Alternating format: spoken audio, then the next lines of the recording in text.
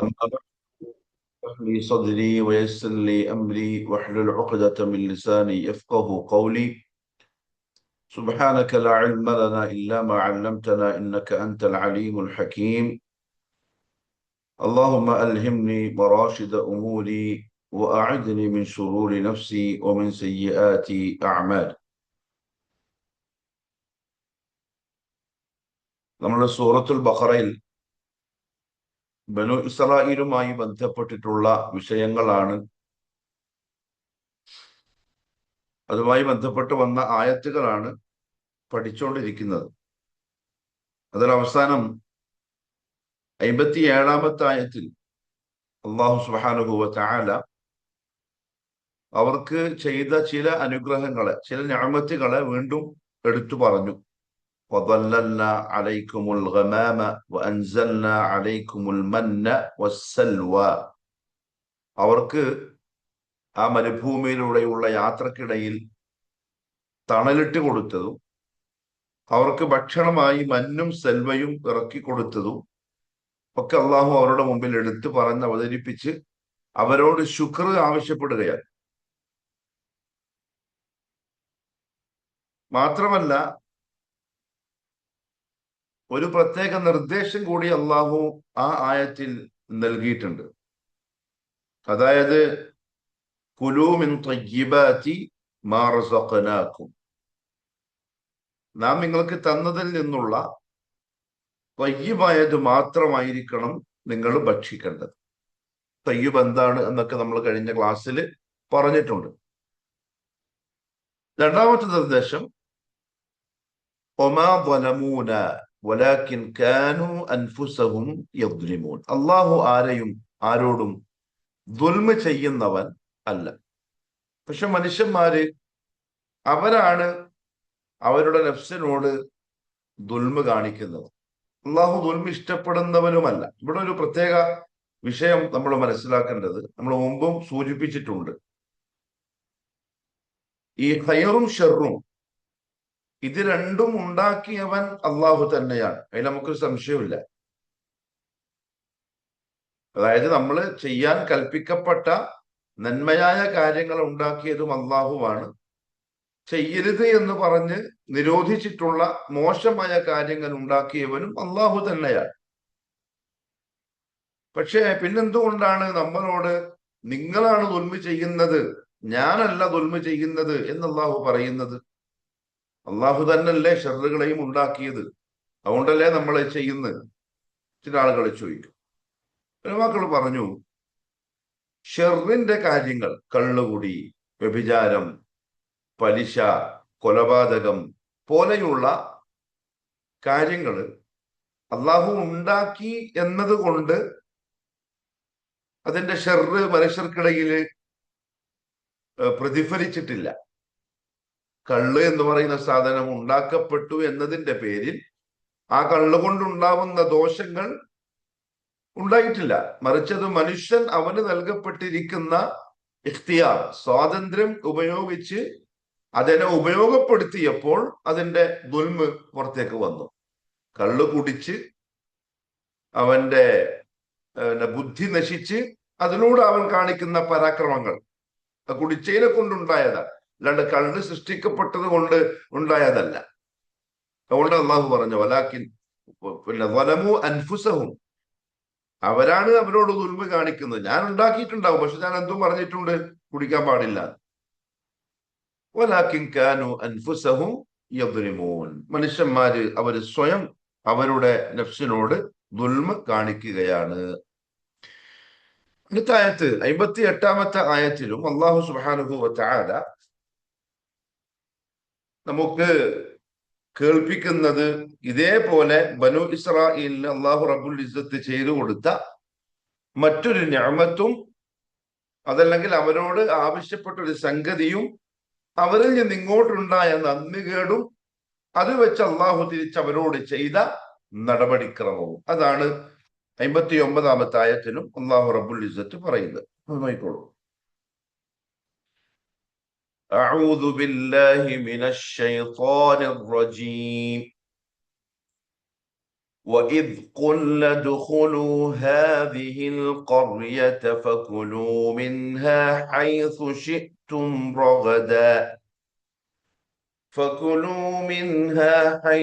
شئتم رغدا وادخلوا الباب سجدا وقولوا حطة نغفر لكم خطاياكم وسنزيد المحسنين. അർത്ഥം നോക്കിക്കോളൂ. വഇദ് ഖുൽന, വഇദ് ഖുൽന, നാം പറഞ്ഞ സന്ദർഭം. ഐ ഉദ്കുർ യാ മുഹമ്മദ്, ഏ മുഹമ്മദ് നബിയെ സല്ലല്ലാഹു അലൈഹി വസല്ലം, നിങ്ങൾ അവരെ ഒന്ന് ഓർമ്മപ്പെടുത്ത്. അഹ്ലുൽ കിതാബിൽപ്പെട്ട ആളുകൾക്ക് നിങ്ങൾ ഒന്ന് പറഞ്ഞു കൊടുക്ക്. ഇങ്ങനത്തെ ചില സംഭവങ്ങളൊക്കെ കഴിഞ്ഞിട്ടുണ്ടല്ലോ നിങ്ങളുടെ മുൻഗാമികൾക്ക്. മുഅ്മിനീങ്ങളാകുമ്പോൾ ഇതാ ഇങ്ങനെ ചില കാര്യങ്ങൾ സംഭവിച്ചിട്ടുണ്ട്, അത് കേട്ടോളുക, അതിൽ നിന്ന് പാഠം ഉൾക്കൊണ്ടുകൊള്ളുക. വഇദ് ഖുൽന, നാം പറഞ്ഞ സന്ദർഭം. എന്താണ് പറഞ്ഞത്? ഉദ്ഖുലു, നിങ്ങൾ പ്രവേശിക്കുക. ഉദ്ഖുലു, നിങ്ങൾ പ്രവേശിക്കുക. ഹാദിഹിൽ ഖർയ, ഈ രാജ്യത്തിൽ. ഹാദിഹിൽ ഖർയ, ഈ രാജ്യത്തിൽ നിങ്ങൾ പ്രവേശിക്കുക.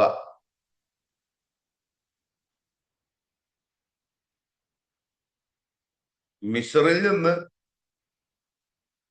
നാട് വിട്ടു. നാട് വിടാനുള്ള കൽപ്പന വന്നു, നാട് വിട്ടു. ആ യാത്രക്കിടയിൽ അവരുടെ ലക്ഷ്യം ഫലസ്തീനാണ്.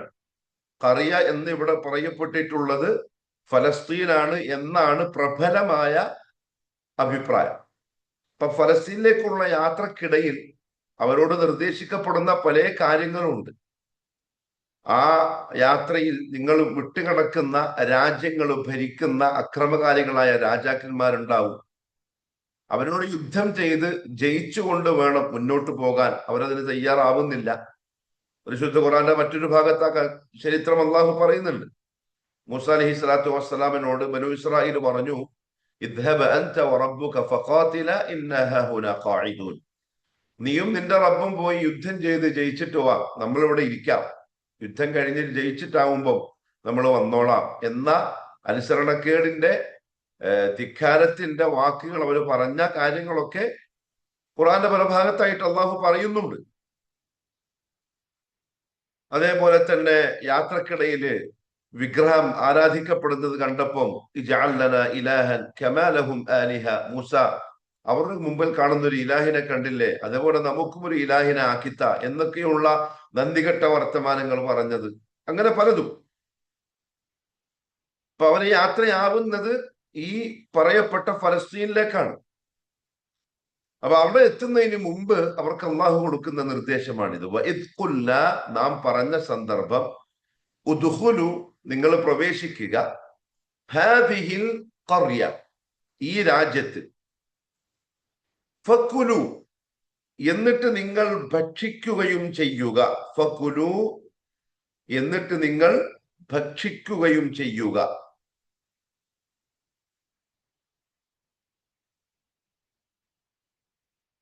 മിൻഹ, ആ നാട്ടിൽ നിന്നും, ആ രാജ്യത്തിൽ നിന്നും. ഹൈസു ശിഅ്തും, നിങ്ങൾ ഉദ്ദേശിക്കുന്നത് പോലെ എന്തും നിങ്ങൾക്ക് ഭക്ഷിക്കാം. ഹൈസു ശിഅ്തും, നിങ്ങൾ ഉദ്ദേശിച്ചിടത്ത് നിന്ന് നിങ്ങൾക്ക് ഭക്ഷിക്കാം. ഹൈസു ശിഅ്തും, ശാഅ എന്ന ഫീലിന്റെ ജംഅ് മുദക്കർ ഹാദിറിന്റെ സീഗയാണ് ശിഅ്തും. ശാഅ ശാഅ ശാഉ ശാഅത ശാഅത ശിഅ്ന ശിഅ്ത ശിഅ്തുമ ശിഅ്തും. ഹൈസു ശിഅ്തും, അതിൽ നിന്ന് നിങ്ങൾ ഉദ്ദേശിച്ചെടുത്ത് നിന്ന് തിന്നോളൂ. റഗദൻ, സുഭിക്ഷമായി. റഗദൻ എന്ന വാക്ക് മുമ്പ് വന്നിട്ടുണ്ട്. റഗദൻ, സുഭിക്ഷമായി.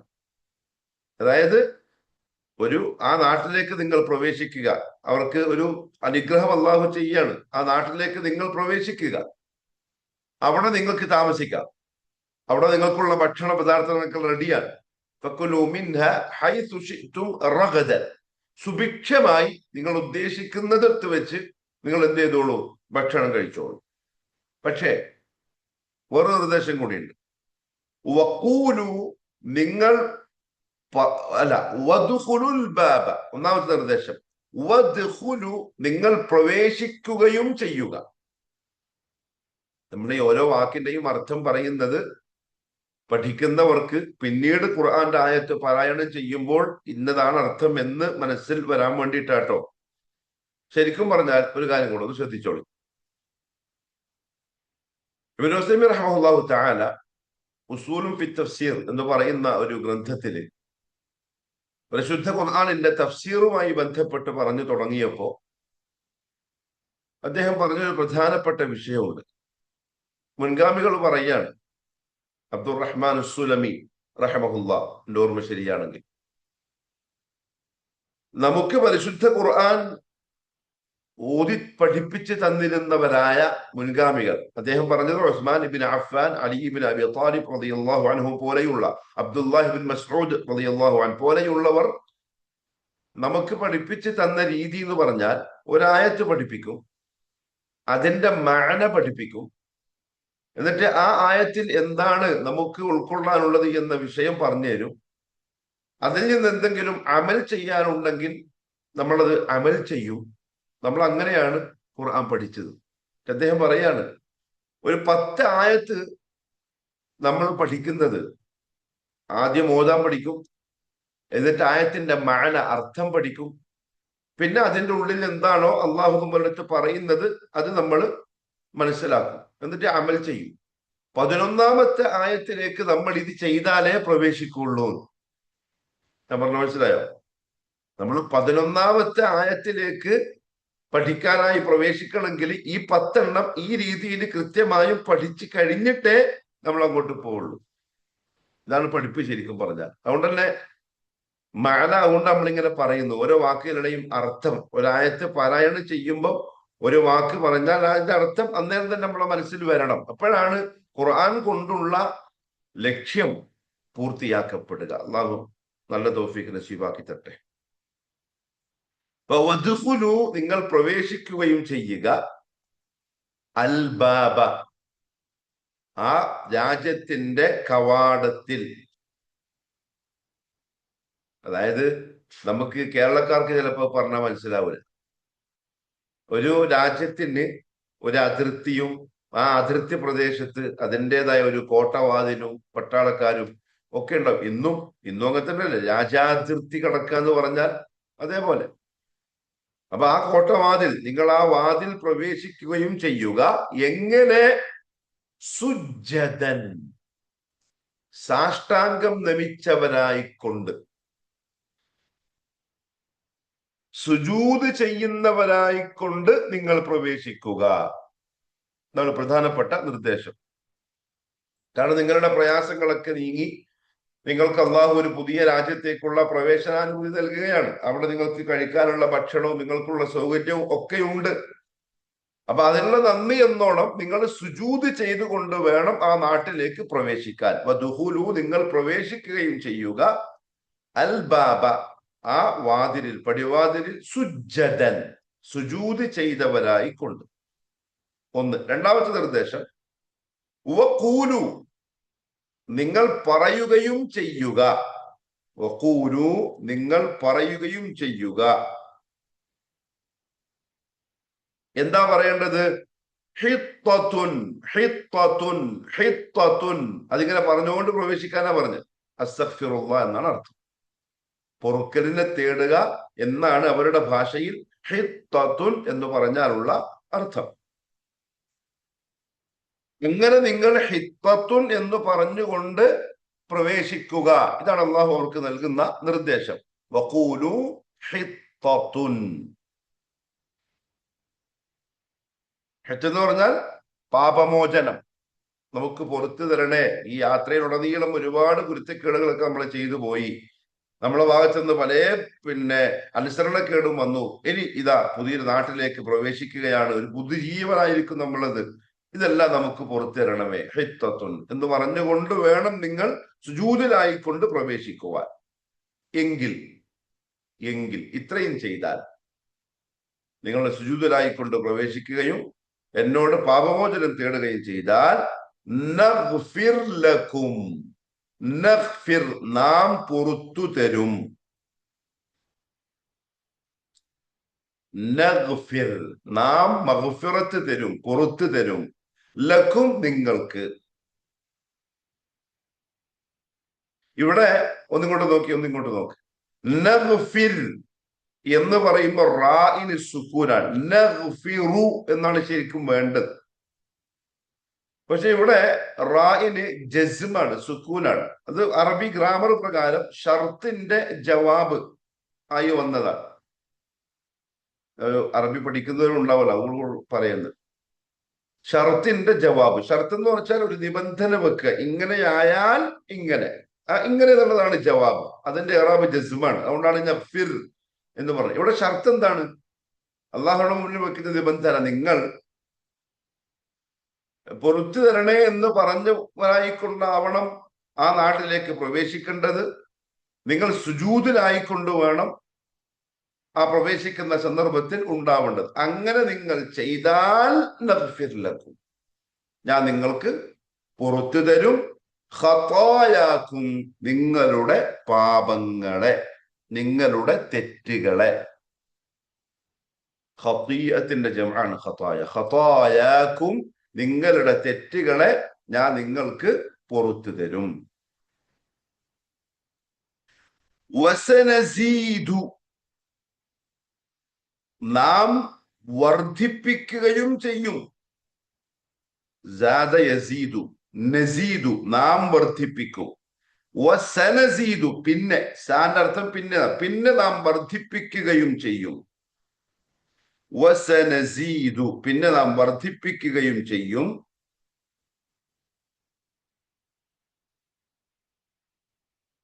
അൽ മുഹ്സിനീന നന്മ ചെയ്യുന്നവർക്ക്,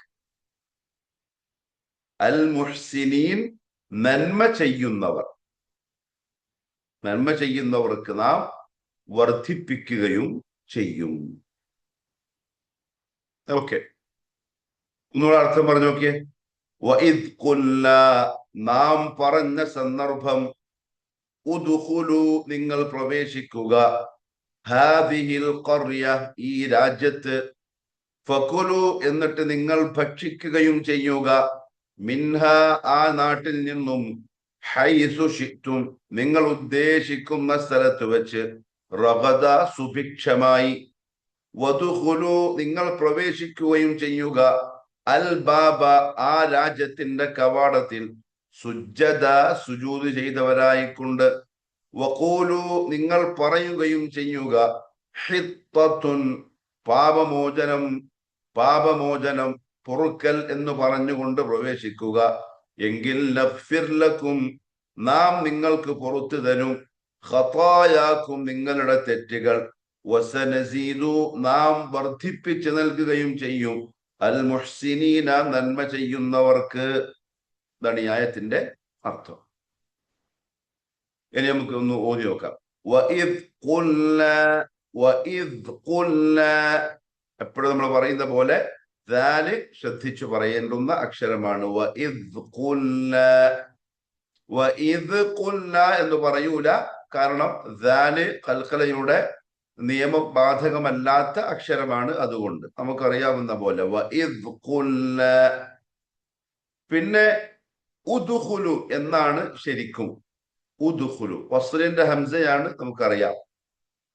വഇദ് ഖുൽന എന്ന് നമ്മൾ അവിടെ നിർത്തിയാൽ പിന്നെ എടുത്ത് ഓതുമ്പോൾ ഉദ്ഖുലു എന്നാണ് ഓതുക. വസ്ലിന്റെ ഹംസയുടെ കെസ്ർ ദമ്മും എപ്പോഴാണ് എന്നറിയാലോ. ആ ഫിഅലിന്റെ അവസാനത്തതിന്റെ മുമ്പുള്ള അക്ഷരത്തിന് ഫതഹോ കെസ്റോ ആണെങ്കിൽ വസ്ലിന്റെ ഹംസക്ക് കെസ്ർ കൊടുക്കണം.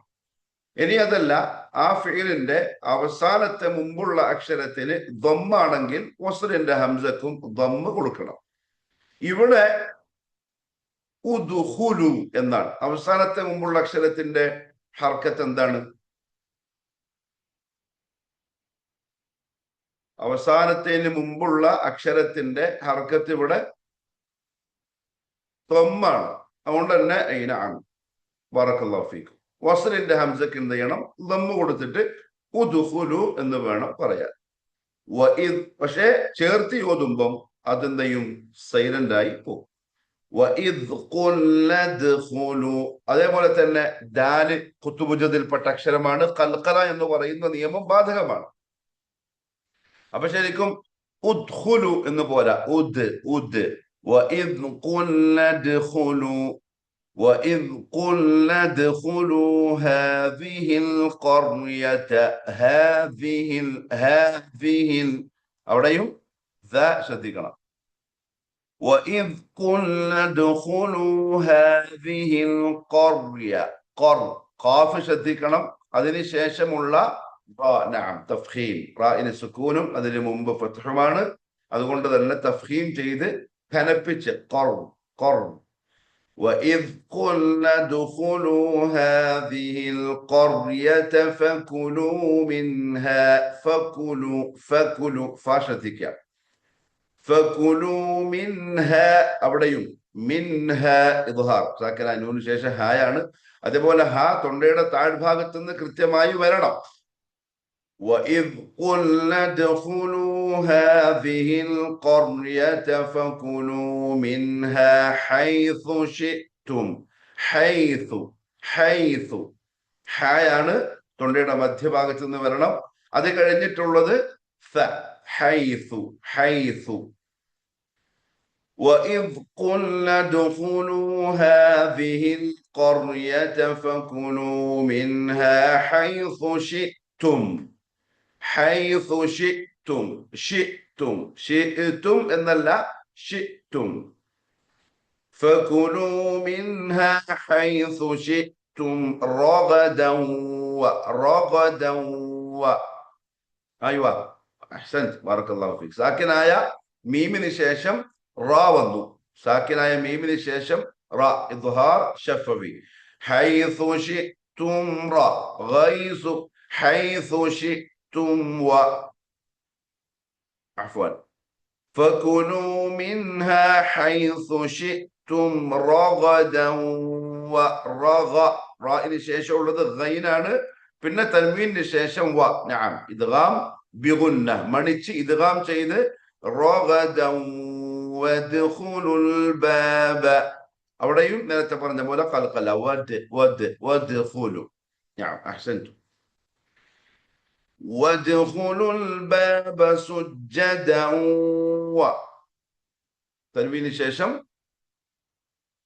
പിന്നെ വാവ് വന്നു. ഇദ്ഗാം ബിഗുന്ന നഅം മണിച്ച് ഇദ്ഗാം ചെയ്ത് വദ്ഖുലുൽ ബാബ സുജ്ജദൻ സുജ്ജ ജീവന് ശദ്ദുണ്ട്, ശ്രദ്ധിക്കണം. സുജ്ജദൻ വഖൂലു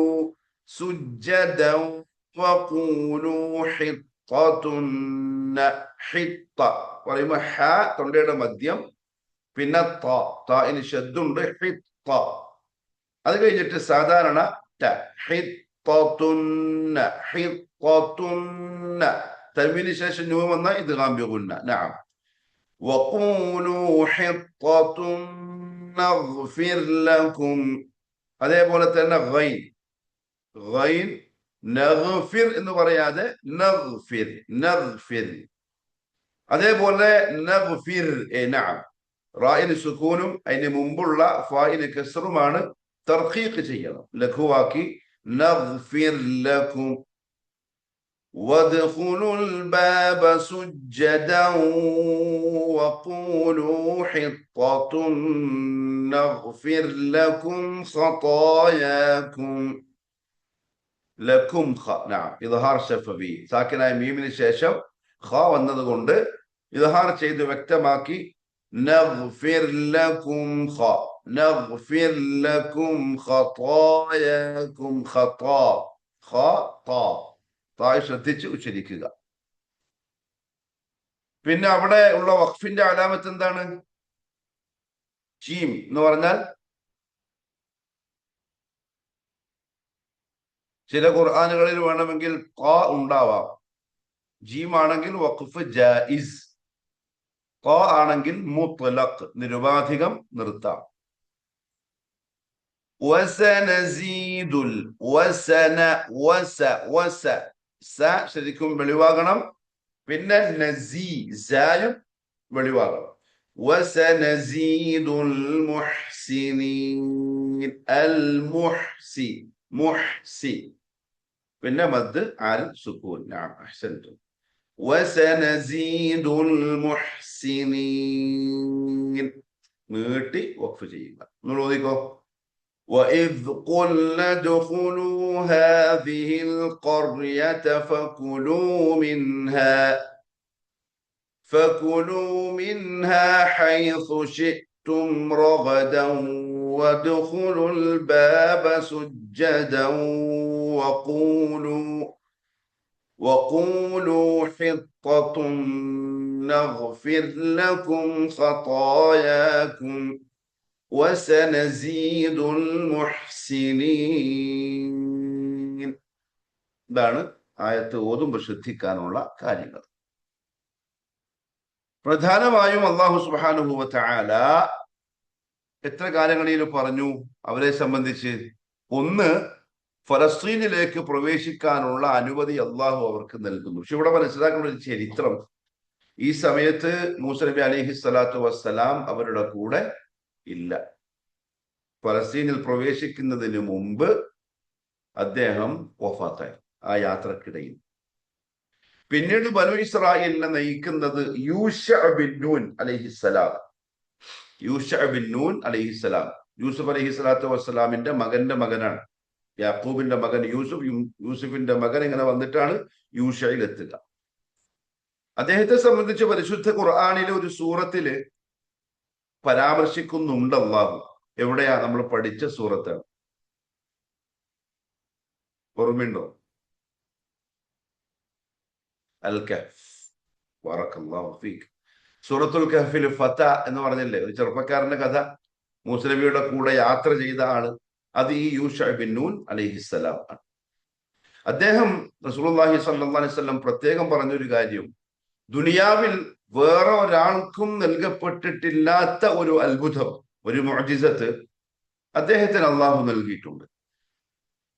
അതെന്താന്ന് ചോദിച്ചാൽ, ഈ യാത്ര ബൈത്തുൽ മുഖദ്ദസിൽ, ഫലസ്തീനിൽ ബൈത്തുൽ മുഖദ്ദസിൽ അവസാനിക്കുന്ന സമയം ഞാൻ നേരത്തെ സൂചിപ്പിച്ചു. അവർക്ക് ഒരുപാട് രാജാക്കന്മാരോടൊക്കെ യുദ്ധം ചെയ്ത് വിജയിച്ചുകൊണ്ട് വേണമായിരുന്നു മുന്നോട്ട് പോകാൻ. അങ്ങനെ യുദ്ധങ്ങൾ ചെയ്ത് അവസാനം ബൈത്തുൽ മുഖദ്ദസിനെ കീഴടക്കുകയാണ്. ദിവസങ്ങളോളം യുദ്ധം നീണ്ടു നിന്നു. ഒരു വെള്ളിയാഴ്ച ദിവസം ആ യുദ്ധം അവസാനിക്കുകയാണ്. പക്ഷേ യുദ്ധത്തിനിടയിൽ അവിടെ വന്നൊരു പ്രധാനപ്പെട്ട പ്രശ്നം, പിറ്റേന്ന് ശനിയാഴ്ചയാണ്. ഇന്ന് യുദ്ധം അവസാനിച്ചിട്ടില്ലെങ്കിൽ നാളെ ശനിയാഴ്ചയും കൂടെ യുദ്ധം ചെയ്യേണ്ടി വരും. അന്നേ ദിവസങ്ങളുടെ പേരും കണക്കൊക്കെ അങ്ങനെ തന്നെ കേട്ടോ. ആദ്യം വെള്ളി, പിന്നെ ശനി. പക്ഷെ ശനിയാഴ്ചയെ സംബന്ധിച്ചിടത്തോളം ജൂതന്മാർക്ക് പുണ്യ ദിവസമാണ്. നമുക്ക് മുസ്ലിമീങ്ങൾക്ക് വെള്ളിയാഴ്ച പോലെ, നസാറാക്കൾക്ക് ഞായറാഴ്ച പോലെ, ജൂതന്മാർക്ക് ശനിയാഴ്ച പുണ്യ ദിവസമാണ്, യോമുസ്സബത്ത്. അന്ന് അവർക്ക് യുദ്ധം ഹറാമാണ്, യുദ്ധം ചെയ്യാൻ പറ്റൂല. യൂശഅ ബിൻ നൂൻ അലൈഹി സ്വലാത്തു വസ്സലാം കത്തിജ്വലിക്കുന്ന മധ്യാഹ്നത്തിൽ നിൽക്കുന്ന സൂര്യനെ നോക്കിയിട്ട് പറഞ്ഞു, ഞാനും അള്ളാഹിന്റെ സൃഷ്ടിയാണ്, നീയും അള്ളാഹുവിന്റെ സൃഷ്ടിയാണ്. അള്ളാഹുവിന്റെ അനുമതി പ്രകാരം നീ അസ്തമിക്കരുത്, അവിടെ നിന്നോളണം. അള്ളാഹു സുബ്ഹാനഹു വ തആല യൂശഅ ബിൻ നൂൻ അലൈഹി സ്വലാത്തു വസ്സലാമിന് വേണ്ടി സൂര്യനെ അവിടെ പിടിച്ചു നിർത്തി. സുബ്ഹാനല്ലാഹ്. ഈ സൂര്യൻ കിഴക്കുന്നുദിച്ച് പടിഞ്ഞാറ് അസ്തമിക്കുന്ന അതിന്റെ റൊട്ടേഷൻ, ആ യാത്ര ശരിയാണ്. അത് അള്ളാന്റെ തഖ്ദീറാണ്. സൂറത്ത് യാസീൻ അള്ളാഹു പറഞ്ഞത്, ദാലിക തഖ്ദീറുൽ അസീസിൽ അലീം വശംസു തജ്രി ലിമുസ്തഖറിൻ ലഹാ. ഇത് അള്ളാന്റെ കൗനിയായ ഒരു തർത്തീബാണ്. അള്ളാഹുവിന്റെ ആ തർത്തീബിന് മാറ്റം വരൂല. വലൻ തജിദ ലിസുന്നത്തില്ലാഹി തബ്ദീല. സൂര്യൻ കിഴക്കുദിക്കുക, അതിങ്ങനെ യാത്ര ചെയ്ത് പടിഞ്ഞാറ് അസ്തമിക്കുക. എന്നിട്ട് ആ സൂര്യൻ എങ്ങോട്ടാ പോകുന്നത്? അള്ളാഹുവിന്റെ അർശിന്റെ അടുത്തേക്കാണ് പോകുന്നത്. എന്നിട്ട് അള്ളാന്റെ അർശിന്റെ മുമ്പിൽ അത് സുജൂദ് ചെയ്യും. എന്നിട്ട് ഉദിക്കാനുള്ള അനുവാദം അള്ളാഹു കൊടുക്കുമ്പോഴാണ് തിരിച്ചു വന്നിട്ട് ഉദിക്കുന്നത്. ഹദീസ് സഹീഹ. റസൂലുള്ളാഹി തങ്ങൾ ചോദിച്ചു സഹാബാക്കളോട്, നിങ്ങൾക്ക് അറിയോ ഈ സൂര്യൻ എങ്ങോട്ടാ പോകുന്ന? അബൂദർ തന്നെ അടുത്തുണ്ട്. അദ്ദേഹം പറഞ്ഞു അല്ലാഹു റസൂലുഹു അലം.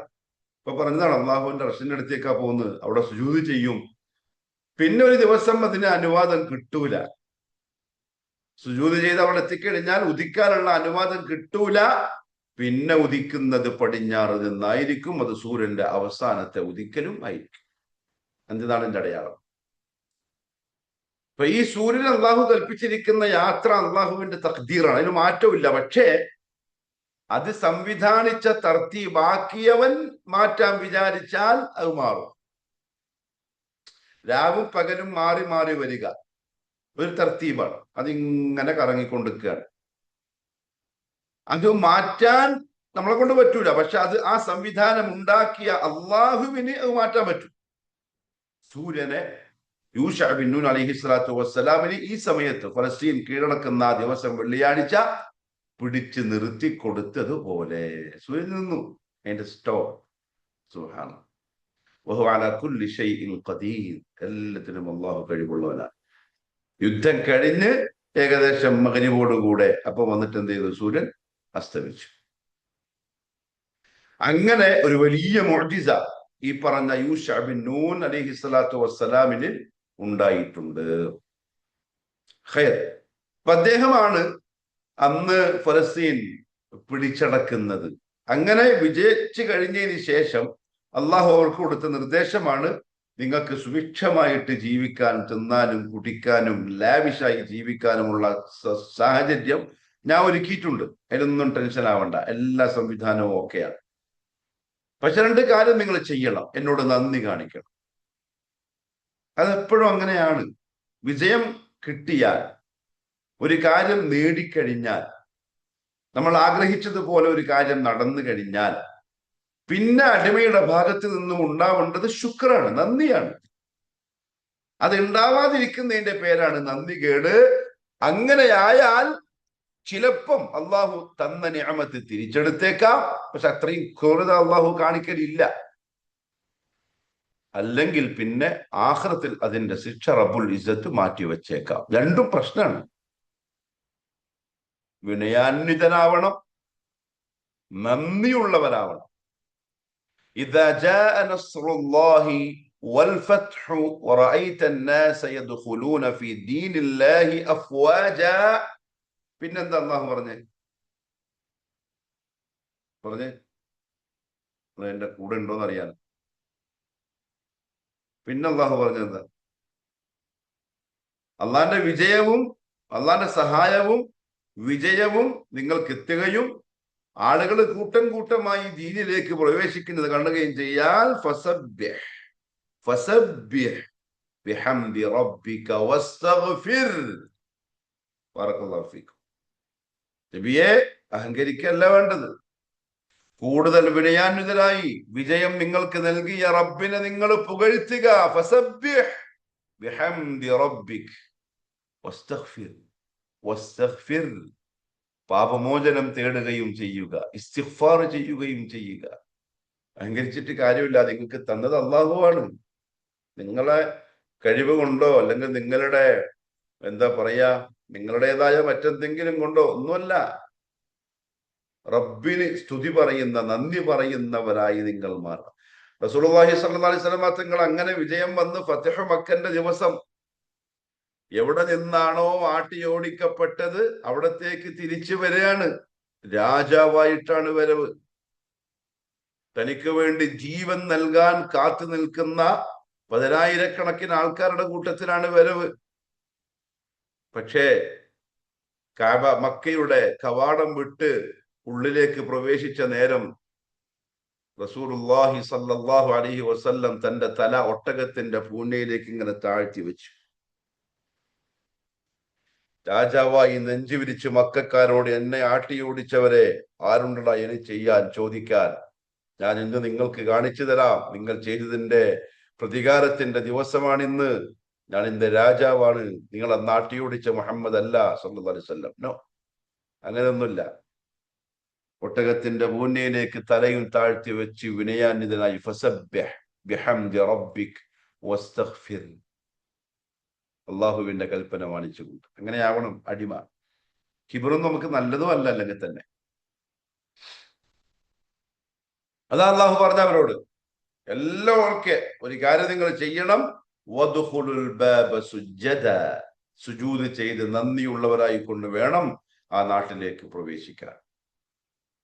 മാത്രമല്ല വഖൂലു ഹിത്ത, നേരത്തെ പറഞ്ഞെന്താ റസൂലുള്ളാഹി തങ്ങളോട് വസ്തഗ്ഫിർ വസബ്ബിഹ് ബിഹംദി റബ്ബിക വസ്തഗ്ഫിർഹു. ഇവിടെ പറഞ്ഞത് വഖൂലു ഹിത്ത, ഒരേ അർത്ഥമാണ്, ഒരേ അർത്ഥമാണ്. അപ്പൊ എന്ത് മനസ്സിലായെന്നറിയോ?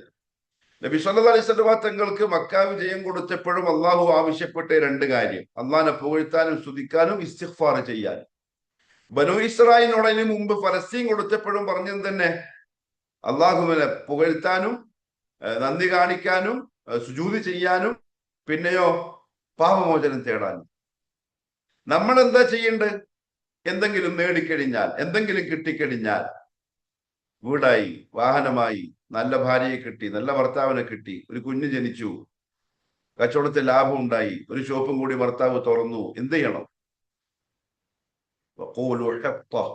ഇസ്തിഗ്ഫാർ പറയണം, ശുക്റിന്റെ സുജൂദ് ചെയ്യണം, അള്ളാഹുവിനെ പുകഴ്ത്തണം, സദഖ ചെയ്യണം. ഇതാണ് മുഅ്മിനീങ്ങളുടെ കടമ, ഇതാണ് ബോധവാനായ മുഅ്മിനിന്റെ കടമ. ഇങ്ങനെ ഉണ്ടാവുക, അത് ചെയ്യണം അള്ളാഹു പറയുന്നത്. വഖൂലു ഹിത്ത, എന്നോട് പാപമോചനം വേണമെന്ന് പറഞ്ഞുകൊണ്ട് ഹിത്ത ഹിത്ത ഹിത്ത എന്ന് പറഞ്ഞുകൊണ്ട് നമ്മൾ അസ്തഗ്ഫിറുല്ലാഹ് അസ്തഗ്ഫിറുല്ലാഹ് അസ്തഗ്ഫിറുല്ലാഹ് അങ്ങനെ പാടെ നിങ്ങൾ പ്രവേശിക്കാൻ. എന്നാൽ നഗ്ഫിർ ലക്കും ഖതായാക്കും, നിങ്ങൾ ചെയ്ത ഈ യാത്രയിലുടനീളം ചെയ്ത കുറെ കുറ്റങ്ങളുണ്ടല്ലോ, കുറെ പാപങ്ങളുണ്ടല്ലോ, അത് ഞാൻ പുറത്തു. ഇബ്നു കസീർ റഹിമഹുല്ലാഹു തആല പറഞ്ഞു, അടിമയുടെ ഭാഗത്ത് നിന്ന് അങ്ങോട്ട് കൊടുക്കാനുള്ള കാര്യം ഉണ്ടായാൽ ഇങ്ങോട്ട് കിട്ടുന്ന പിന്നെ അള്ളാഹു താമസം തരൂല. നന്ദി വാക്കും ഇസ്തിഗ്ഫാറും അങ്ങോട്ട് കൊടുത്താൽ നഗ്ഫിർ ലക്കും ഖതായാക്കും, പിന്നെ എനിക്കെന്താ അള്ളാഹു പറയുന്ന കാര്യം അതാണ്, ഞാൻ നിങ്ങളുടെ തെറ്റുകൾ മാപ്പാക്കി തരും, നിങ്ങളെ ക്ലിയർ ആക്കി തരും.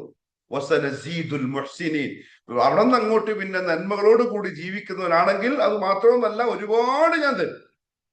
അതിന് ദുനിയാവും പെട്ട് വാഹറും പെട്ടു. അള്ളാഹു നല്ല തൗഫീഖ് നസീബാക്കി തരട്ടെ.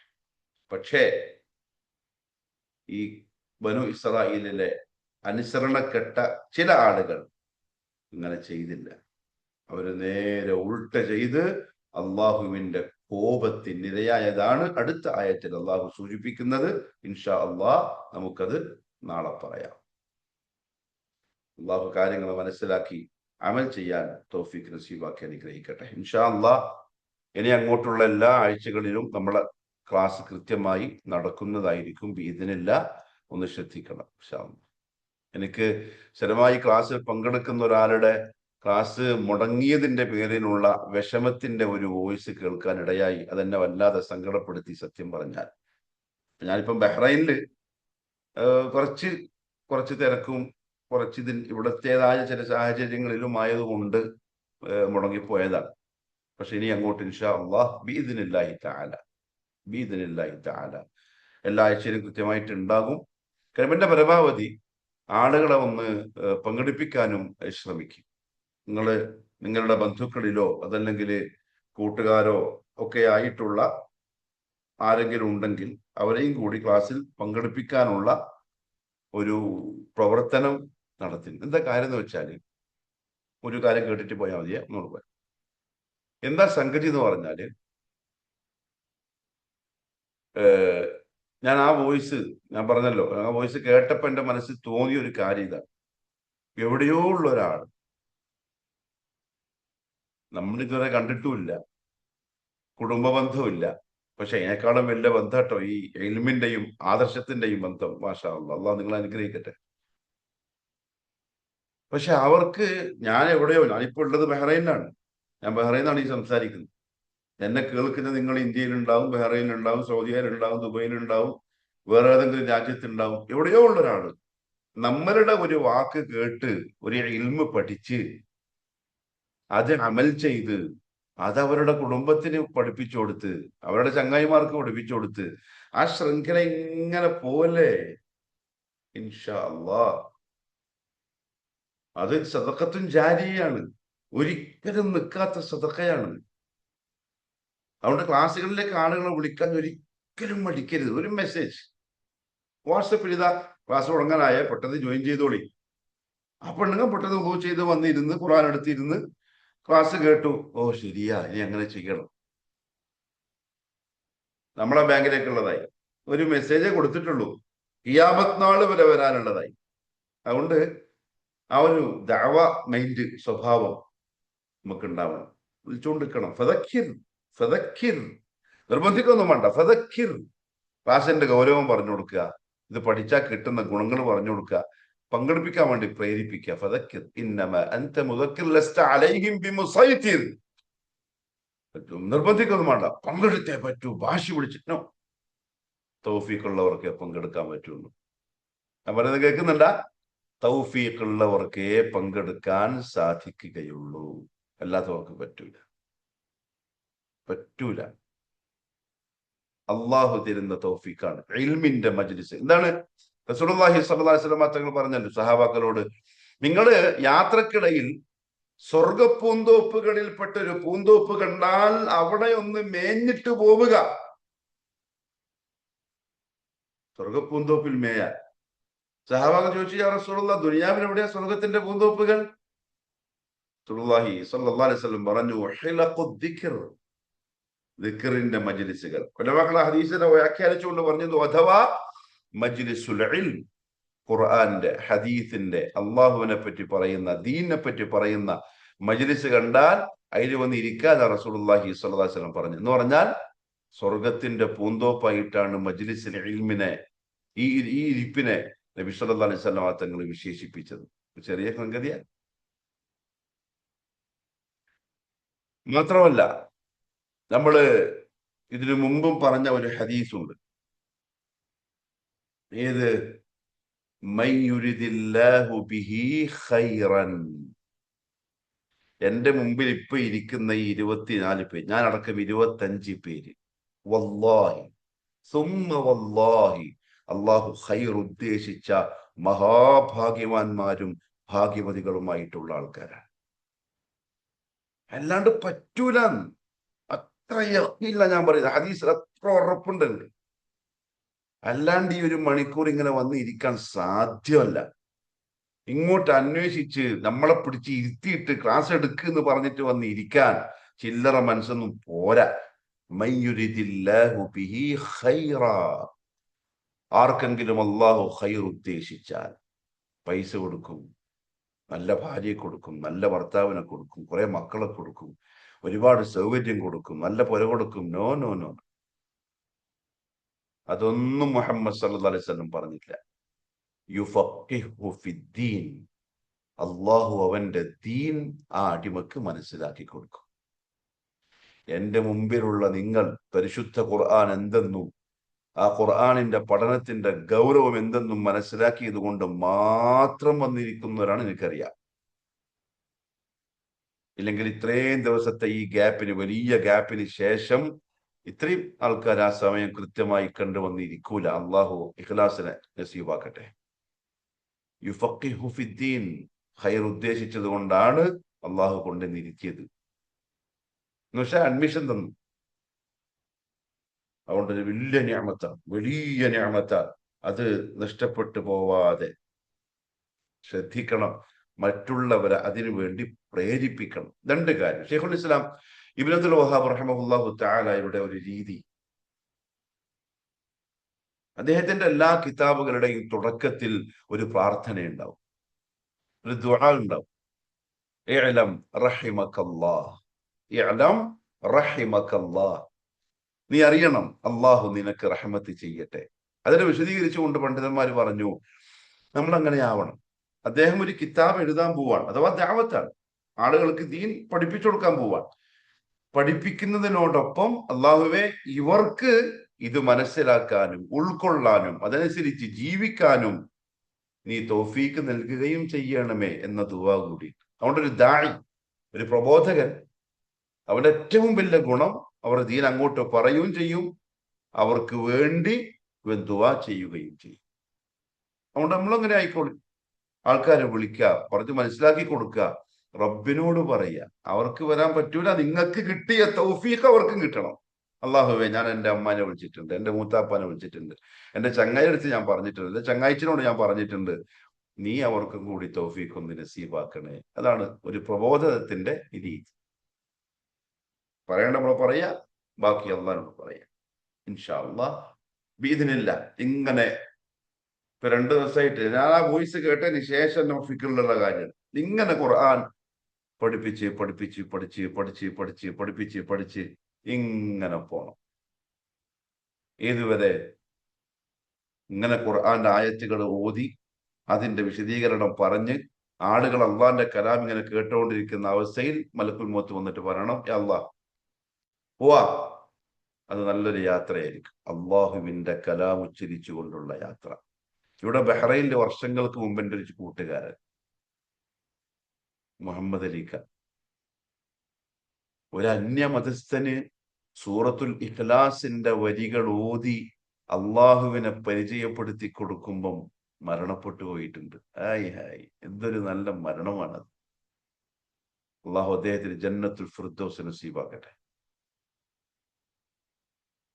സൂറത്തുൽ ഇഖ്ലാസ് ഓതിയിട്ട് അള്ളാഹുവിനെ പരിചയപ്പെടുത്തി കൊടുക്കുന്നതിന്റെ ഇടയിൽ അങ്ങനെ പോണം. ഇങ്ങനെ ഖുർആൻ ക്ലാസ് എടുത്തെടുത്ത് ഖുർആൻ ക്ലാസ്, ഞാൻ ബഹ്റൈനിൽ വന്നപ്പം ഇവിടുത്തെ കമ്മിറ്റിക്കാരോട് പറഞ്ഞു, എല്ലാ ദിവസവും ക്ലാസ് വേണം, എന്നെ ഫ്രീ ആക്കരുത്. അള്ളാഹു ആഫിയത്തും ഇൽമും ഇഖ്ലാസും പ്രദാനം ചെയ്യട്ടെ. ഫ്രീ ആക്കരുത്, കാരണം എല്ലാ ദിവസവും ബിസി ആവണം. രാവിലെ ഖുർആൻ ഇങ്ങനെ പിന്നെ വായിക്കണം, തഫ്സീർ വായിക്കണം, പഠിക്കണം, മറ്റേ കിതാബ് വായിക്കണം, ആ കിതാബ് വായിക്കണം, വൈകുന്നേരം അത് ജനങ്ങൾക്ക് പറഞ്ഞു കൊടുക്കണം. അങ്ങനെ ഡെയിലി ബിസി, ഇങ്ങനെ പോകണം. ഇങ്ങനെ പോകുന്നതിൻ്റെ ഇടയിൽ അള്ളാഹു വിളിക്കണം. അള്ളാഹു നമ്മുടെ അവസാനം നന്നാക്കി തരട്ടെ. അള്ളാഹ്ക്ക് ഏറ്റവും ഇഷ്ടപ്പെട്ട ദിവസം, ഇഷ്ടപ്പെട്ട അവസ്ഥയിൽ, ഇഷ്ടപ്പെട്ട സമയത്ത് നമ്മൾ അവന് തൃപ്തരായി നിൽക്കുന്ന സാഹചര്യത്തിന് നമ്മൾ അള്ളാഹു വിളിക്കട്ടെ. وآخر دعوانا أن الحمد لله رب العالمين. السلام عليكم ورحمة الله وبركاته. سبحانك اللهم وبحمدك أشهد أن لا إله إلا أنت أستغفرك وأتوب إليك.